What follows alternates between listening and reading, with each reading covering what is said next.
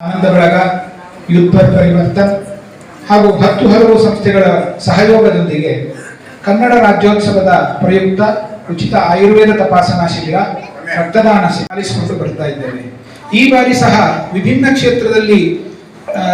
ಕ್ಷೇತ್ರದ ಸಮಾಜಗಳಲ್ಲಿ ಸೇವೆ ಸಲ್ಲಿಸಿದ ಶ್ರೀ ಜಯಂತರಾವ್ ಅವರು, ಡಾಕ್ಟರ್ ಕಿರಣ್ ಮೂರ್ತಿ ಅವರು ಹಾಗೂ ಶ್ರೀ ವೆಂಕಟರಾಜ್ ಭಟ್ ಅವರನ್ನು ನಮ್ಮ ಸಮಿತಿ ಆಯ್ಕೆ ಮಾಡಿದ್ದೇವೆ. ಅಂತೆಯೇ ಶತಾವಧಾನಿಗಳಾದ ಡಾಕ್ಟರ್ ಕಪಿನಾಲೆ ವಸಂತ ಭಾರದ್ವಾಜ್ ರವರು ರಚಿಸಿದ ಶ್ರೀ ಪುರಂದರ ಮಾಹಿತಿ ಎಂಬ ಮಹಾಕಾವ್ಯವನ್ನು ಲೋಕಾರ್ಪಣೆ ಮಾಡುವ ಅವಕಾಶ ನಮಗೆ ದೊರಕಿದೆ. ಮುಂದಿನ ದಿನಗಳಲ್ಲಿ ಇದನ್ನು ಮುಂದುವರಿಸಿಕೊಂಡು ಹೋಗಲು ತಮ್ಮೆಲ್ಲರ ಬೆಂಬಲ ಸದಾ ಇರಲಿ ಎಂದು ಹಾರೈಸುತ್ತಾ ನನ್ನ ಮಾತುಗಳನ್ನು ಮುಗಿಸುತ್ತೇನೆ. ಹೇಳಿದ ಹಾಗೆ ಕನ್ನಡ ರಾಜ್ಯೋತ್ಸವದ ಸಂದರ್ಭದಲ್ಲಿ ನಮ್ಮ ಸಮಾಜದಲ್ಲಿ ತುಸು ಹೆಚ್ಚಿನ ಸಾಧನೆ ಮಾಡಿದ್ದಾರೆ. ಅದು ಕೂಡ ಆಯುರ್ವೇದ ಅಥವಾ ವೈದ್ಯಕೀಯ ಕ್ಷೇತ್ರದಲ್ಲಿ ಹಾಗೂ ಸಮಾಜಮುಖಿ ಕಾರ್ಯಚಟುವಟಿಕೆಗಳಲ್ಲಿ ಧನ್ವಂತರಿ ಅದರ ಗೌರವಾರ್ಥವಾಗಿ ನೀಡುವ ಈ ವರ್ಷ 3 ಮಹನೀಯರಿಗೆ ಈ ಪ್ರಶಸ್ತಿಗಳು ನೀಡಲಾಗ್ತಾ ಇದೆ. ಮೊದಲನೆಯದಾಗಿ ಖ್ಯಾತ ಫಿಸಿಯೋಥೆರಪಿಸ್ಟ್, ಕನ್ನಡದಲ್ಲಿ ಹೇಳಬೇಕಾದ್ರೆ ಭೌತಿಕ ಚಿಕಿತ್ಸೆ ಅಂತ ಹೇಳ್ತಾರೆ ಗೂಗಲ್ ಅಲ್ಲಿ, ಅದು ಎಷ್ಟು ಸರಿಯೋ ತಪ್ಪ ಗೊತ್ತಿಲ್ಲ ನನಗೆ. ಸರಿಯಾ? ಭೌತಿಕ ಶಾಸ್ತ್ರ ಮತ್ತು ನರರೋಗ ತಜ್ಞ ಡಾಕ್ಟರ್ ಕಿರಣ್ ಎಸ್ ಮೂರ್ತಿ ಅವರಿಗೆ ಈಗ ಮೊದಲಾಗಿ ಧನ್ವಂತರಿ ಪ್ರಶಸ್ತಿ ಪುರಸ್ಕಾರ ನೀಡಲಿಕ್ಕಿದ್ದೇವೆ. ಡಾಕ್ಟರ್ ಕಿರಣ್ ಎಸ್ ಮೂರ್ತಿ ಅವರು ನಿಮಗೆ ಹೆಚ್ಚಿನವರಿಗೆ ಗೊತ್ತಿರಬಹುದು, ಖ್ಯಾತ ನರರೋಗ ತಜ್ಞ ಅವರು. ಯಾಕಂದ್ರೆ ಯಾವುದೇ ಒಂದು ರೋಗ ಬಂದಾಗ ಅದಕ್ಕೆ ನರಗಳ ಪ್ರಾಮುಖ್ಯತೆ ಅಥವಾ ಅದರ ಚಲನವಲನಗಳನ್ನು ಯಾವುದೇ ಒಂದು ಉಪಕರಣ ಇಲ್ಲದೆ ಕ್ಷ ಕಿರಣದಿಂದ ಅದನ್ನು ನೋಡಿ ಅಭ್ಯಸಿಸಿ ರೋಗಿಗಳಿಗೆ ಒಂದು ರೀತಿಯ ಭರವಸೆಯ ಕಿರಣಗಳನ್ನು ನೀಡುತ್ತಿರುವ ನರರೋಗ ತಜ್ಞ, ನರರೂಪದ ನಾರಾಯಣ ಅವರಿಗೆ ಈಗ ಧನ್ವಂತರಿ ಪ್ರಶಸ್ತಿ ಪುರಸ್ಕಾರ. ತಾವು 1900 ಹಾಗೂ ಭಾರತದ ಮಾಧ್ಯಮ ಉಪಾಧ್ಯಾಯ ಕಾರ್ಯದರ್ಶಿಗಳು. ಡಾಕ್ಟರ್ ವಿಜಯ ಅವರಿಗೆ ಅಭಿನಂದನೆಗಳು. ಈಗ ಕಿರಣ್ ಎಸ್ ಮೂರ್ತಿ, ಡಾಕ್ಟರ್ ಕಿರಣ್ ಎಸ್ ಮೂರ್ತಿ ಅವರಿಗೆ ಧನ್ವಂತರಿ ಪ್ರಶಸ್ತಿ ಪ್ರದಾನ ನಡೆಯುತ್ತಾ ಇದೆ. ರಾಮಚಂದ್ರ ಉಪಾಧ್ಯಾಯ ಅವರು ಶಾಲೆ ಹಾಕಿದ್ದಾರೆ. ಡಾಕ್ಟರ್ ಕಪಿನಾಲೆ ವಸಂತ ಭಾರದ್ವಾಜ್ ಗಣ್ಯರೆಲ್ಲ ನೀಡ್ತಾ ಇದ್ದಾರೆ. ಕಲಾ ಪುಷ್ಪ ಹಾಗೂ ಸನ್ಮಾನ ಪತ್ರದ ಪ್ರದಾನ ನಡೆಯುತ್ತಾ ಅವರ ಆರೈಕೆಯ ಪ್ರಭಾವದಿಂದ ಮಗದಷ್ಟು ರೀತಿಯಲ್ಲಿ ಕಾಯಿಲೆ ಬಂದಾಗ ಹೇಗೆ ಔಷಧಿ ಕೊಡ್ಲಿಕ್ಕೆ ಧನ್ವಂತರಿ ಹೇಗೆ ಧನುರ್ಗದಲ್ಲಿ ಬಂದು, ಹಾಗೆ ಈ ಅಂಗವಿಕಲ ಮತ್ತು ಮನೋವಿಕಲವಾದ ಚೇತನ ಮಾಡೋ ಶಕ್ತಿಗಳಿಗೆ ಸರಿಯಾದ ರೂಪ ಕೊಡುವ ಶಕ್ತಿ ಕೊಡುವಂತಹದ್ದು ನಮ್ಮ ಡಾಕ್ಟರ್ ಕಿರಣ್ ರವರು. 1 ವಾರದ ಹಿಂದೆ ನನ್ನ ವೈಯಕ್ತಿಕ ನಾನು ಚಿಕಿತ್ಸೆ ಹೇಳ್ತೇನೆ. ಸಿಯಾಟಿಕಾ ಅನ್ನುವ ಭಯ ನನಗೆ ಇಲ್ಲಿಂದ ಪಾದದವರೆಗೆ ನರದ ಅನುಸರಣ 1 ವಾರದ ಹಿಂದೆ, ಇದು ಬಹಳ ಹಿಂದೆ ಅಲ್ಲ. ನನ್ನ ಡಾಕ್ಟರ್ ಹೇಳಿ 2 ದಿನ 3 ದಿನ ಟ್ರೀಟ್ ಮಾಡಿದ್ರು. ಆನಂದ್ ಅವರು ಹೇಳಿದ್ರು, ಅಪ್ಪ ಇದು ನರರೋಗ ಸಂಬಂಧ ಇರಬೇಕು, ಕಿರಣ್ ಹತ್ರ ಹೋಗೋಣ ಅಂತ. ಕಿರಣ್ ನಾನು ಹೇಳಿದ್ದನ್ನೆಲ್ಲ ಕೇಳಿಸ್ಕೊಂಡ್ರು, ಮಲ್ಕೊಳ್ಳಿ ಇದ್ರು. ಒಂದು 2-3 ಸಣ್ಣ ಒತ್ತಡದ ಚಿಕಿತ್ಸೆ ಕೊಟ್ಟರು. ಮೇಲೆ ಹೋಗಿ ನೀವು, ಅಲ್ಲ ನಾಳೆ ಬರ್ಬೇಕಾ, ನಾಳೆ ಎಂತ ಬರೋದು, ನೋವಿದ್ರೆ ನಾಳೆ ಬನ್ನಿ ಅಂತ. ನನಗೆ ಮನೆ ಬರ್ತೇನೆ, ಅರ್ಧಾಂಶ ನೋವು ಇಲ್ಲ. ನಾನು 3-4 ಸಲ ನಿದ್ರೆ ಮಾಡಿರಲಿಲ್ಲ. ಆ ಶನಿವಾರ ದಿವಸ ಚೆನ್ನಾಗಿ ನಿದ್ರೆ ಮಾಡಿದ್ದೇನೆ. ಭಾನುವಾರ ಬರಬಾರದು ಅಪ್ಪಣೆ ಆಯ್ತು. ಸೋಮವಾರ ನೋವಿದ್ರೆ ಬನ್ನಿ ಅಂತ ನೋವು ಇರಲಿಲ್ಲ, ಹೋಗಿ ಚಿಕಿತ್ಸೆ ಮಾಡಿಸ್ಕೊಂಡು ಬಂದೆ. 4-5 ದಿನ ನಾನು ಆರೋಗ್ಯವಾಗಿದ್ದೇನೆ. ಇದು ಭಗವಂತ ಧನ್ವಂತರಿ ರೂಪದಲ್ಲಿ ಕಿರಣ್ ಕೊಟ್ಟ ವರ, ಅದು ಪೂರ್ಣ ಸದುಪಯೋಗ ಸಮಾಜಕ್ಕೆ ಅಂತ ಹೇಳ್ತಾ ಅಂತ ಚಿಕಿತ್ಸೆ ನೋಡ ಹೆಚ್ಚಿನ ಶಕ್ತಿ ಸಿಕ್ಕಲಿ ಅಂತ ನಾವು ವೈದ್ಯ ಧನ್ಯವಾದ ಪ್ರಾರ್ಥನೆ ಮಾಡೋಣ.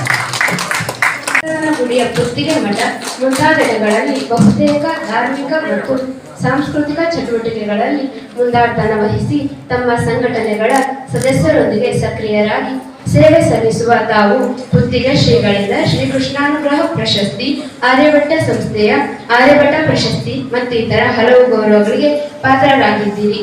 ಸಮಾಜ ಸೇವಾಸಕ್ತರೆ, ಹಿರಿಯ ಹೋಟೆಲು ಉದ್ಯಮಿ ಶ್ರೀ ವಿಠಲ ಶೆಟ್ಟರ ಸಹಕಾರದೊಂದಿಗೆ ತಮ್ಮ ಹುಟ್ಟೂರು ಎರ್ಮಾಳಿನಲ್ಲಿ ಅಂಗನವಾಡಿ ಶಾಲಾ ಕಟ್ಟಡವನ್ನು ನಿರ್ಮಿಸಿಕೊಟ್ಟಿದ್ದೀರಿ. ಅನೇಕ ಬಡ ಮತ್ತು ಮಧ್ಯಮ ವರ್ಗದ ವಧುವರರ ವಿವಾಹಗಳನ್ನು ನಿಷ್ಕರ್ಷೆ ಮಾಡಿ ಸರಳ ರೀತಿಯಲ್ಲಿ ವಿವಾಹ ನೆರವೇರಿಸಲು ನೆರವಾದ ಸದೃಢರು ತಾವಾಗಿದ್ದೀರಿ. ಕಲಾಸಕ್ತರೆ, ಕಾಲೇಜು ಜೀವನದಲ್ಲಿ ಸಾಂಸ್ಕೃತಿಕ ಕಾರ್ಯಕ್ರಮಗಳು ಮತ್ತು ನಾಟಕಗಳಲ್ಲಿ ಸಕ್ರಿಯ ಹಿರಿಯರಾಗಿದ್ದ ತಾವು ಮುಂದಿನ ದಿನಗಳಲ್ಲಿ ಹಲವಾರು ಚಲನಚಿತ್ರಗಳಲ್ಲೂ ಚಿಕ್ಕ ಪುಟ್ಟ ಪಾತ್ರಗಳಿಗೆ ಬಣ್ಣ ಹಚ್ಚಿಸಿ ಕರಾವಳಿಯಿಂದ ಬರುವ ಯಕ್ಷಗಾನ ಮತ್ತು ನಾಟಕ ಕಲಾವಿದರಿಗೆ ತಮ್ಮ ಹೋಟೆಲು ಮತ್ತು ವಸತಿ ಗೃಹಗಳಲ್ಲಿ ರಿಯಾಯಿತಿ ದರದಲ್ಲಿ ವಸತಿ ಮತ್ತು ಊಟೋಪಹಾರದ ವ್ಯವಸ್ಥೆ ಮಾಡಿರುವುದಲ್ಲದೆ ಅನೇಕರಿಗೆ ಉದ್ಯೋಗ ಅವಕಾಶವನ್ನು ಒದಗಿಸಿ ನೆರವಾಗಿ ಸಂತೃಪ್ತ ಸಾಧಕರೇ ಸಮಾಜಕ್ಕೆ ಹಾದಿಯಲ್ಲಿ ತಮ್ಮ ಧರ್ಮ ಪತ್ನಿ ಪೂರ್ತಿ ಆಗುವುದಿಲ್ಲ, ಅವರು ಇರಲೇಬೇಕು. ದಕ್ಷಿಣ ಸಂಘದ ಅಧ್ಯಕ್ಷ ನಾನು 10 ವರ್ಷ ಕಾಲ ನಾನು ಕಾರ್ಯನಿರ್ವಹಿಸ್ತಾ ಇದ್ದೇನೆ. ಆದರೆ ಅಧ್ಯಕ್ಷ ನೆಪ ಮಾತ್ರಕ್ಕೆ ನಾನು ನನ್ನ ಎಲ್ಲ ಕೆಲಸಗಳನ್ನು ಏನು ಅಂತ ಒಂದು ನೋಟ್ ಹಾಕಿ ಕೊಟ್ಬಿಟ್ಟು ಕಂಪ್ಲೀಟ್ ಮಾಡ್ಕೊಂಡು ಮುಂದುವರಿಸ್ತಾ ಇದ್ದವರು ನಮ್ಮ ಜಯಂತರಾಯರು. ಹಾಗೆ ಇನ್ನೂ ಹಲವಾರು ಹಿರಿಯರ ಹೆಸರನ್ನು ಕೂಡ ಅವರಲ್ಲಿ ನಮೂದಿಸಿದ್ದಾರೆ. ಹಾಗೆ ಎಲ್ಲರ ಬೆಂಬಲ ತಗೊಂಡು ಅವರು ಮುಂದುವರಿತಾ ಇದ್ದಾರೆ. ಸಮಾಜದ ಮುಂದಿನ ದಿನಗಳ ದೊಡ್ಡ ಶಕ್ತಿಯಾಗಿ ಬೆಳೆಯಲಿ ಅಂತ ನಮ್ಮೆಲ್ಲರ ಶುಭ ಹಾರೈಕೆ. ಇದೊಂದು ವಿಶೇಷತೆ ಅಂದ್ರೆ ನೀವು ಒಂದು 10,000 ಜನರಿಗೆ ಅಡಿಗೆ ಮಾಡೋದು ವ್ಯವಸ್ಥೆ ಇರಲಿ, ಇವರು ಯಾವುದೇ ರೀತಿ ಒಂದು ಟೆನ್ಷನ್ ಇಲ್ಲ, ಆರಾಮವಾಗಿ ಸಹನಾಶೀಲರಾಗಿ ತಾಳ್ಮೆಯಿಂದ ಕೂತ್ಕೊಂಡಿರ್ತಾರೆ. ಯಾವುದೇ ಗಲಾಟೆ ಇಲ್ಲ. ಸಾಮಾನ್ಯವಾಗಿ 100 ಜನ ಸೇರಿದ್ರೆ ನಾವು ಏನು ಆ ಕಡೆ ಈ ಕಡೆ ಓಡಾಡ್ಕೊಂಡು ಗಲಾಟೆ ಮಾಡ್ತಾ ಇದ್ದೀವಿ, ಯಾವುದೇ ಇಲ್ಲ. ಇಲ್ಲಿ ವೆಂಕಟರಾಜ ಭಟ್ ಅಂತ ಕೇಳಿದ್ರೆ ಯಾವುದೋ ಒಂದು ಎಣ್ಣೆ ಡಬ್ಬೆ ಇರುತ್ತಲ್ಲ ಖಾಲಿ, ಅದರ ಗೋಡಿ ಚೀಲ ಇರ್ತದೆ, ಅದರ ಮೂಲಕ ಕೂತ್ಕೊಂಡಿರ್ತಾರೆ. ಅರ್ಥ ಇರುತ್ತೆ ಹೇಗೋ ಅಂತ. ಯಾಕಂದ್ರೆ ಅಷ್ಟೊಂದು ತಾಳ್ಮೆ ಇದೆ ಅಲ್ವಾ, ಆ ತಾಳ್ಮೆ ಮತ್ತು ಸಹನೆ ಅವರನ್ನು ಈ ಉದ್ಯಮದಲ್ಲಿ ಅಷ್ಟು ಮೇಲಕ್ಕೆ ತಗೊಂಡು ಹೋಗಿದೆ ಅಂತ ನನ್ನ ಭರವಸೆ. ಆದ್ರೆ ಮೊನ್ನೆ ಅವರು ಇತ್ತೀಚೆಗೆ 5 ದಿನಗಳ ಹಿಂದೆ ವಿದ್ಯಾಪೀಠದಲ್ಲಿ 60ನೇ ಶಾಂತಿ ಬಹಳಷ್ಟು ವಿಜೃಂಭಣೆಯಿಂದ ಕರೆದಿದ್ರು. ಅಲ್ಲಿ ಒಬ್ಬರು ಸಿಕ್ಕಿದ್ರು. ನಾನು ಹೀಗೆ ವೆಂಕಟರಾಜ ಭಟ್ರ ಬಗ್ಗೆ ಹೇಳ್ತಾ ಇರುವಾಗ ನಾನು ಹೇಳಿದೆ, ಅವರು ತುಂಬಾ ಸಹನೆ ತಾಳ್ಮೆ ಅದೇ ಅವರಿಗೆ ಒಂದು ಅವರ ಪ್ಲಸ್ ಪಾಯಿಂಟ್ ಅಂತ. ಅದಕ್ಕೆ ಅವರು ಒಂದು ಹೇಳಿದ್ರು, ತಾಳ್ಮೆ ಸಹನೆ ಕರೆಕ್ಟ್ ಭಟ್ರೆ, ಆದ್ರೆ ಒಂದು ವಿಚಾರದಲ್ಲಿ ಮಾತ್ರ ತುಂಬಾ ಗಡಿಬಿಡಿ ಆತುರ ಮಾಡಿದ್ರು ಅಂತ. ಏನು ಅಂತ ಕೇಳಿದೆ. ನೋಡಿ ಸರ್, 50ನೇ ವರ್ಷದಲ್ಲಿ 60ನೇ ಶಾಂತಿ ಮಾಡ್ಕೊಡೋದು ಅವರು ನಮ್ಮ ಹತ್ರ ಕೇಳ್ತಾ ಇದ್ದಾರೆ. ಅಂದ್ರೆ ಅವ್ರು ನೋಡುವಾಗ 60 ಕಾಣೋದೇ ಇಲ್ಲ ಮರ. ಇವತ್ತು ಅದಕ್ಕಿಂತ ಸ್ವಲ್ಪ ಕಡಿಮೆ ಅಂತ ಹೇಳ್ಬೋದು.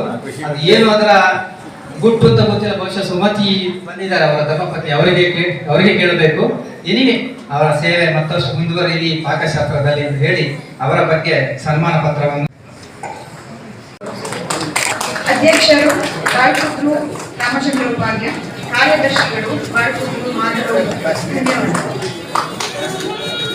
ಡಾಕ್ಟರ್ ಶ್ರೀಲಕ್ಷ್ಮಿ ಅವರಿಗೆ ಧನ್ಯವಾದಗಳು.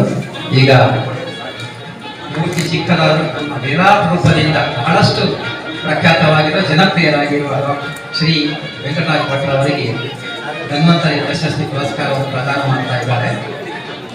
ಹಾರವನ್ನು ಹಾಕಿ ಮೈಸೂರು ಪೇಟವನ್ನು ನಡೆಸಿ ಪುಷ್ಪಾರ್ಚನೆಯನ್ನು ಮಾಡಿ ಸ್ಮರಣಿಕೆಯನ್ನು ನೀಡಿ ಸನ್ಮಾನ ಪತ್ರವನ್ನು ಪ್ರದಾನ ಮಾಡಿ ಉಪಾಧ್ಯಾಯರವರು ಮತ್ತು ಅವರ ಬಾಲ್ಯ ಮೊಮ್ಮಗಳು ಫಲಪುಷ್ಪವನ್ನು ನೀಡಿ ಗೌರವಿಸ್ತಾ ಇದ್ದಾರೆ. ವೆಂಕಟರಾಜ ಭಟ್ ಅವರ ಸೇವೆ ಪಾಕಶಾಸ್ತ್ರ ಮಾತ್ರ ಅಲ್ಲ, ಗರುಡಾಚಾರ್ಯ, ಎಂ ಆರ್ ಸತ್ಯನಾರಾಯಣ ಅನುಭವದಲ್ಲಿ ನೀರು ಬೆಂಕಿ ಇಲ್ಲದೆ ಅಡಿಗೆ ಮಾಡಲಿಕ್ಕೂ ಅವರು ಬಹಳ ಮಟ್ಟಿಗೆ ಬಲ್ಲದಂತ ಕಾಣುತ್ತೆ. ಬಹುಶಃ ದಕ್ಷಿಣ ಕನ್ನಡದ ಕಲೆಯೂ ಹೌದು. ಅದನ್ನ ಹಾಗೆ ಮುಂದುವರಿಸ್ಕೊಳ್ಳಿ. ಅದನ್ನ ಅವರ ಮಗ ಕೂಡ ಮುಂದುವರಿಸ್ತಾ ಇದ್ದಾರೆ ಅಂತ ಗೊತ್ತಾಯ್ತು. ಅದು ಇನ್ನೂ ಬದಲಾವಣೆ ಆಧುನಿಕ ಪರಂಪರೆಗೆ ಹೋಗ್ತಾ ಇದ್ದಾರೆ ಅಂತ ಗೊತ್ತಾಯ್ತು. ಬಹಳ ಸಂತೋಷ. ಉದ್ಯಮ ಹೀಗೆ ಮುಂದುವರಿಯಲಿ ಅಂತ ನಾವು ಧನ್ವಂತರಲ್ಲಿ ಪ್ರಾರ್ಥನೆ ಮಾಡ್ತೀವಿ. ಕೃತಿಯನ್ನು ತಲೆಯ ಮೇಲೆ ಹೊತ್ತು ಪೂರ್ವಕವಾಗಿ ವೇದಿಕೆಗೆ ಆಗಮಿಸ್ತಾ ಇದ್ದಾರೆ.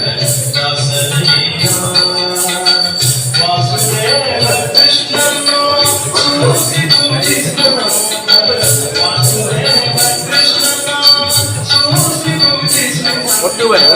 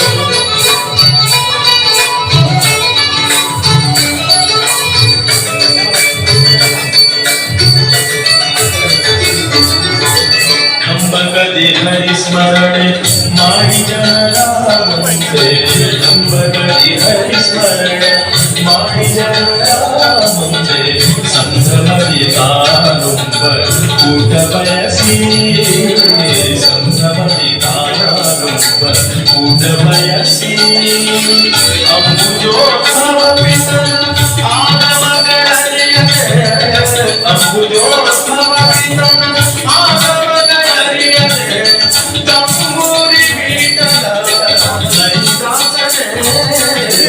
ದಾಸರಂತರ ಪುರಂದರ ದಾಸರಯ್ಯ ದಾಸರಂತರ ಪುರಂದರ ದಾಸರಯ್ಯ.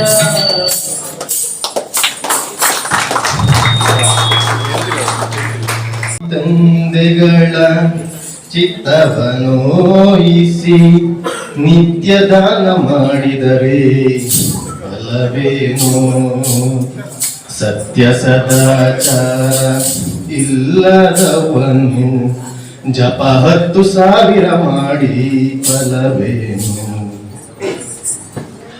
ತನ್ನ ಸತಿಸುತ್ತರು ಬಂಧುಗಳ ನೋಯಿಸಿ ಚಿನ್ನದಾನವ ಮಾಡಿ ಫಲವೇನು ಭಿನ್ನಾಳದಿಂದಲಿ ದೇಶ ದೇಶವ ತಿರುಗಿ ಭಿನ್ನಾಳದಿಂದಲಿ ದೇಶ ದೇಶವ ತಿರುಗಿ ಅನ್ನದಾನವ ಮಾಡಿ ಫಲವೇನು ಅನ್ನದಾನವ ಮಾಡಿ ಫಲವೇನು.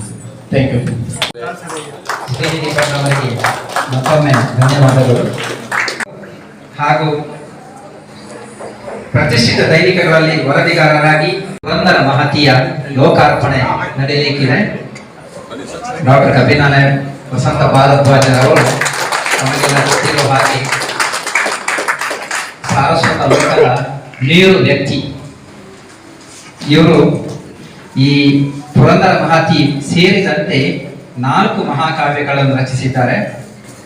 ಈಗ ಪುರಂದರ ಮಹತಿ ಮಹಾಕಾವ್ಯದ ಬಿಡುಗಡೆಯನ್ನು ಖ್ಯಾತ ಹಿರಿಯ ಪತ್ರಕರ್ತ ಎಸ್ ಕೆ ಶೇಷಚಂದ್ರಿಕಾರವರು ಲೋಕಾರ್ಪಣೆ ಮಾಡ್ತಾ ಇದ್ದಾರೆ. ಇವತ್ತು ಸಾರಸ್ವತ ಲೋಕಕ್ಕೆ ಅರ್ಪಣೆಯಾಗಲಿರುವ ಪುರಂದರ ಮಹತಿ ಈ ಮೇರು ಕೃತಿಯ ಪ್ರಥಮ ಪ್ರತಿಯನ್ನು ಎಂ.ಆರ್. ಸತ್ಯನಾರಾಯಣರವರಿಗೆ ಹಾಗೂ ಕರ್ತೃ ಡಾಕ್ಟರ್ ಕಪಿನಾರಾಯ ವಸಂತ ಭಾರದ್ವಾಜರವರಿಗೆ ಹಾಗೂ ಸನ್ಮಾನ್ಯ ಶಾಸಕರಿಗೆ ಮತ್ತು ಇವತ್ತು ಧನ್ವಂತರಿ ಪ್ರಶಸ್ತಿ ಪುರಸ್ಕೃತ ಎಲ್ಲರಿಗೂ ಕೂಡ ಪ್ರಥಮ ಪ್ರತಿಯನ್ನು ನೀಡ್ತಾ ಇದ್ದಾರೆ ಶೇಷಚಂದ್ರಿಕಾರವರು. ಇವತ್ತು ಬಿಡುಗಡೆಯಾದ ಈ ಪುಸ್ತಕ ಅದರ ಬೆಲೆ 350 ರೂಪಾಯಿ. ಇದನ್ನು ಖರೀದಿ ಮಾಡುವವರಿಗೆ 100 ರೂಪಾಯಿಯ ರಿಯಾಯಿತಿ ಇದೆ. 250 ರೂಪಾಯಿಗೆ ಈ ಪುಸ್ತಕ ಇಲ್ಲಿ ಲಭ್ಯವಿದೆ. ಅದನ್ನು ಕೌಂಟರ್ ಮಾಡಿದ್ದಾರೆ. ದಯವಿಟ್ಟು ಆಸಕ್ತರು ಈ ಪುಸ್ತಕವನ್ನು ಖರೀದಿಸಬಹುದು. ಸರ್ ಗರುಡಾಚಾರ್ಯ ಸರ್ ಒಂದು ಆ ಪುಸ್ತಕ ಎಸ್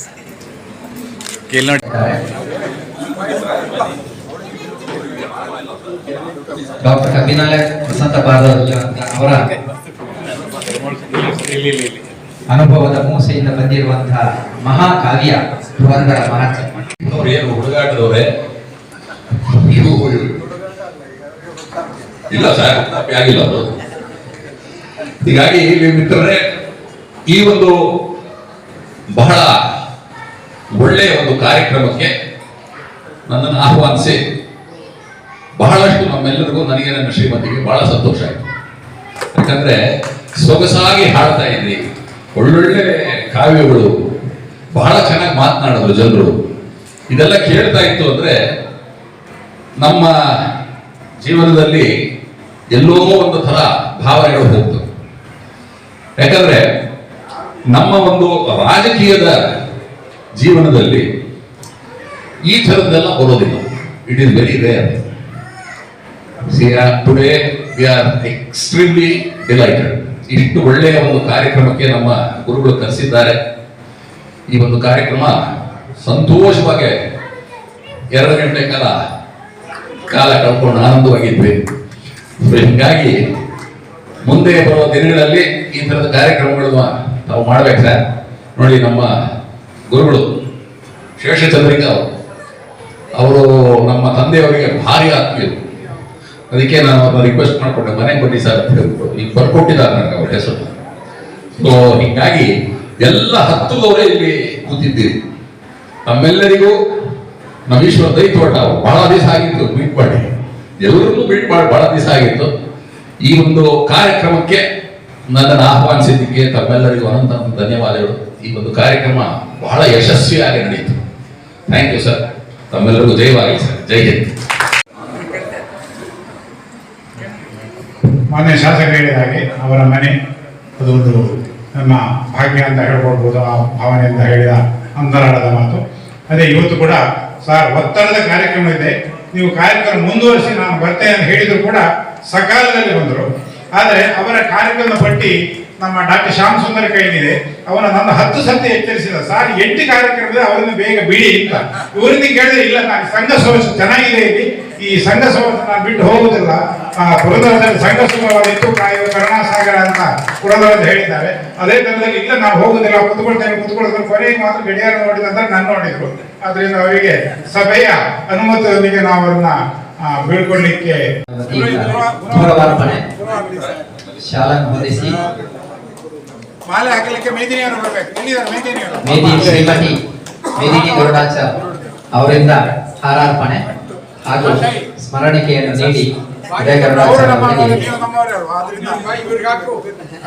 ಗೌರವಾರ್ಪಣೆ. ಮೇಡಮ್ ಸೈಡಿಂದ ಉದಯ ಗರುಡಾಚಾರ್ಯ ಅವರು ಚಿಕ್ಕಪೇಟೆ ಕ್ಷೇತ್ರದಲ್ಲಿ 2ನೇ ಬಾರಿಗೆ ಅಮೋಘವಾದ ವಿಜಯವನ್ನು ಗಳಿಸಿ ಈಗ ಜನಸೇವೆಯಲ್ಲಿ ನಿರತರಾಗಿದ್ದಾರೆ.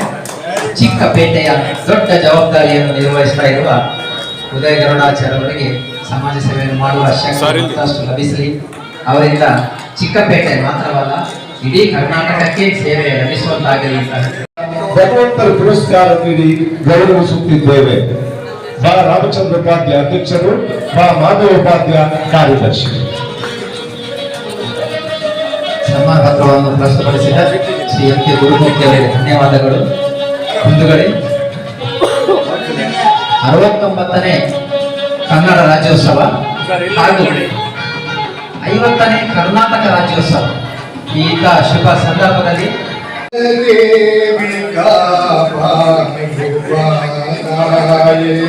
ಮುನ್ನಡೆವ ಕನ್ನಡದ ದಾರಿದೀವಿಗೆ ನೀ ಕನ್ನಡದ ಮುನ್ನಡೆ